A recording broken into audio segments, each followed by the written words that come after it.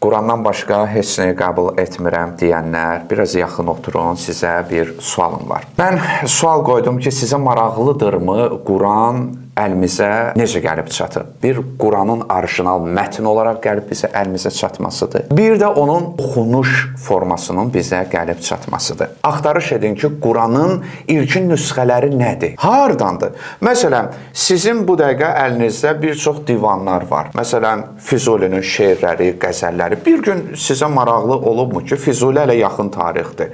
Bu niyə istinadən bunu Füzuliyə istinad edirlər? Niyə əsasən Nizamiyə istinad edirlər? Hanımının ilkin nüsxələri, neynən sübut edə bilərsən mənə? İndi bax, eynən bu mərhələdə var. Neynən sübut edə bilərsən mənə? Siz bir minkim olsun, səna, məsələn, nüsxəsi olsun, bu cür. Baxın, əzizlər, Quranın ilkin nüsxələrindəndir bunlar. Siz baxsaz bunlara deyərsiniz ki, aman Allah, bunlar hieroglifdir ki, mən heç nə başa düşmürəm burada.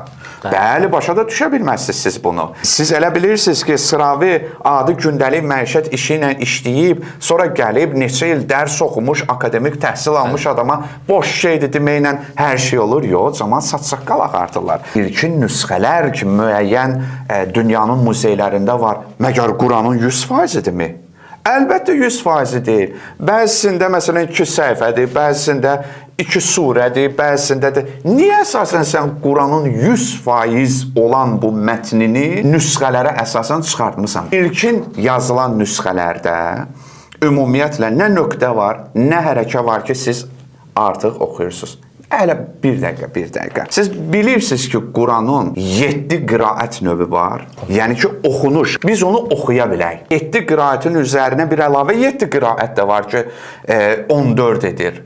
Və bu, haçan bu hərəkat başlayıb və nəyin əsasında bu tamamlanıb? Bunları bilmək üçün, əzizlərim, təhsil almaq lazımdır. Quran elmlərini bilmək lazımdır, Quranın tarixini bilmək lazımdır. Bəli, Sıravi oturub öz məişət işinlə gəlib burada öz ağlıva söz demək lazım deyil. Əlimdə Quran olmadığı üçün bunların bəzilərini kserokopiya etmişəm. Səudiyyənin çapıdır və elə bilərsiniz ki, başqa yerlərdə çıxıb bu. Yox, bu müshəf yazılıb və nöqtələnib, tərtib olunub. Niyə əsasən? Əlamma yuvafiqu rivayət Əbi Musa İsa ibn Mina. Rəvayət?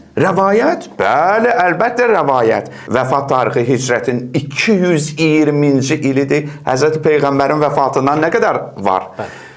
Həmin bu şəxs ki, ləqəbi Qalundur, o nəql edib filan kəssən, o filan kəssən, o filan kəssən, o filan kəssən və bilirsiniz ki, səhabələr özləri də dərəcə ilə fərqlidirlər ki, birinci səviyyə səhabələrdən və onlar da Peyğəmbərdən.